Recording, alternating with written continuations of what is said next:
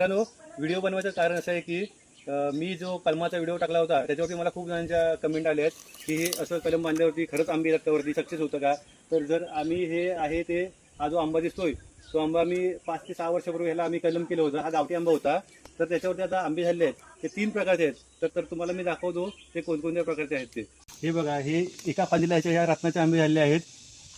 नंतर हे बघा, हे जे आपल्याला आंबे दिसत आहेत ते मल्लिकाचे आहेत. मल्लिकाचे हे पहा, हे मल्लिकाचे आंब्याची साईज पहा तुम्ही केवढी आहे ती. एक विदुपर साईज आहे ती. आणि ह्या बाजूला तिथे पण हे मल्लिकाचेच आंबे आहेत. आणि आपण इकडे पाहताय हे केशरचे आंबे आहेत. सेम कलमाला बघा, हा बुंदा बघा, सेम कलमाला केशरचे आंबे आहेत. तिकडे पण हे केशरचे आंबे आपण पाहू शकता. ह्या साईडला इकडे पण हे रत्नाचे आंबे हल्ले आहेत. तिकडे या साईडला रत्नाचे आंबे हल्ले आहेत. हे पहा,